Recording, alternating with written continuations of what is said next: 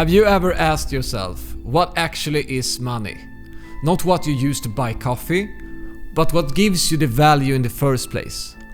What does a piece of paper or now just a number of a screen decide if you can afford freedom or stay stuck in the system? Today, I'm going to walk you through the evolution of money, from gold coins into ancient markets, to paper bills backed by promises, all the way to Bitcoin, a new kind of money born from distrust and designed for freedom. This isn't just a history lesson. It's the story of how we traded our trust and what it might take to win it back. I am Gustav Buder, entrepreneur, investor and former fintech CEO. I co-founded Paytrim, a card payment acquiring platform with $3 billion in payment volume, raised $15 million and secured partnerships with Visa and Mastercard. I saw firsthand how the financial system really works. Not just from the outside as a trader, but from the inside as a fintech founder. And what I learned, most people work their entire lives for money. But the truth is, money is just stored energy, and the system is designed to extract your energy through inflation, debt, or financial traps. That's why I left, to help entrepreneurs, creators, and future investors flip the system in their favor. Chapter 1: Gold, the original money.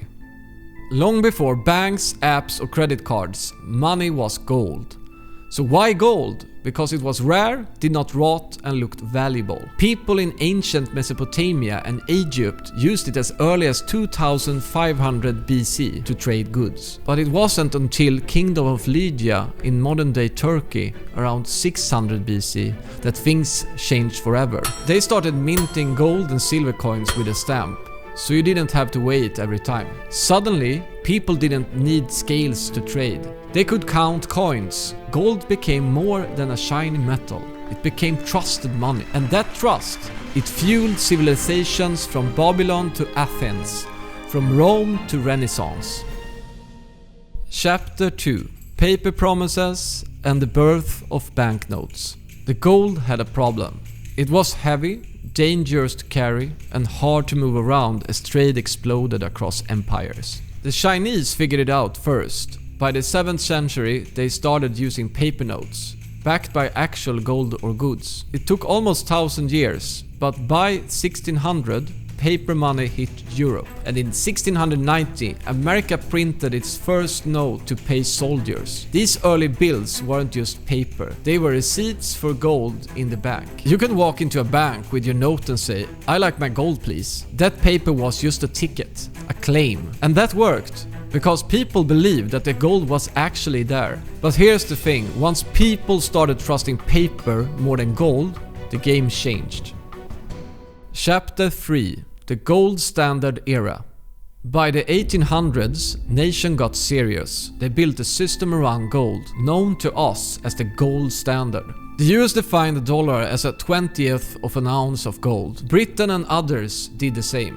So every bill was backed by gold in a vault. You could trade your paper for metal anytime. This made global trades easier, inflation lower, and money more stable. It was a golden age, literally.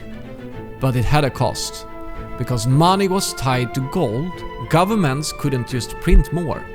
That meant less flexibility during crisis. So it kept inflation low, but it also made life harder for everyday people who needed credit or debt relief. Farmers, workers, or dreamers felt trapped by a system built for bankers. One politician famously said, "You shall not crucify mankind upon a cross of gold."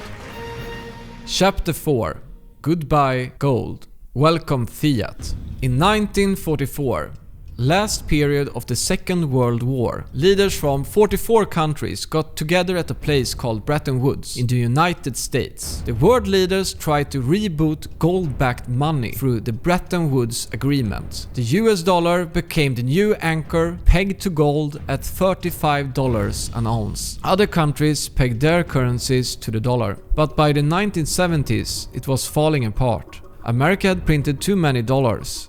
Countries like France said, "Hold up, we want our gold back." On August 15, 1971, President Nixon went on TV and dropped a bomb. The US dollar will no longer be convertible into gold. Accordingly, I have directed the Secretary of the Treasury to take the action necessary to defend the dollar against the speculators. I have directed Secretary Connally to suspend temporarily the convertibility of the dollar into gold or other reserve assets, except in amounts and conditions determined to be in the interest of monetary stability and in the best interest of the United States. And just like that, the gold standard was gone.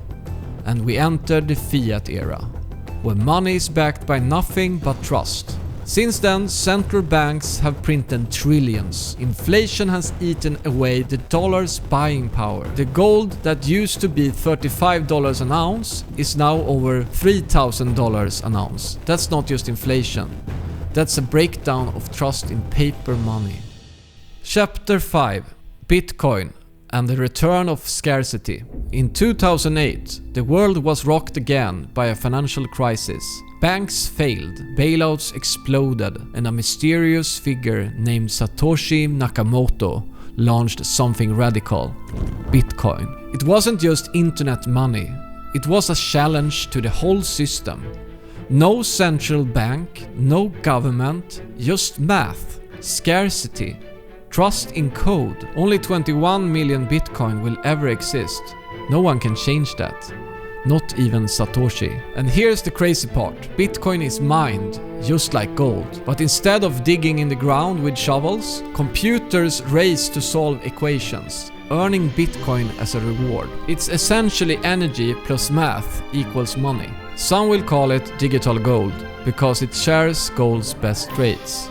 Scarce, decentralized, durable, and hard to fake. But it also goes a step further. Bitcoin lives on a transparent ledger called the blockchain. You don't need to trust the bank. The system verifies itself. As Satoshi once wrote in the Bitcoin white papers, the central bank must be trusted, not to debase the currency, but the history of fiat is full of breaches of that trust. Bitcoin says, no more trust needed, just code. We have gone from trading shiny rocks to paper promises to digital trust. Gold gave us scarcity, fiat gave us convenience. Bitcoin aims to give us both. It's still early, Bitcoin is volatile, it's not perfect, but it represents a bigger question. What is real money in the digital age?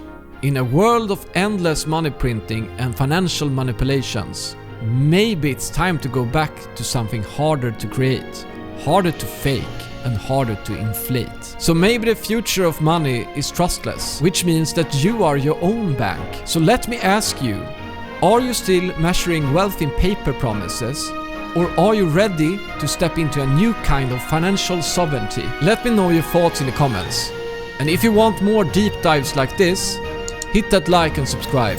See you in the next one.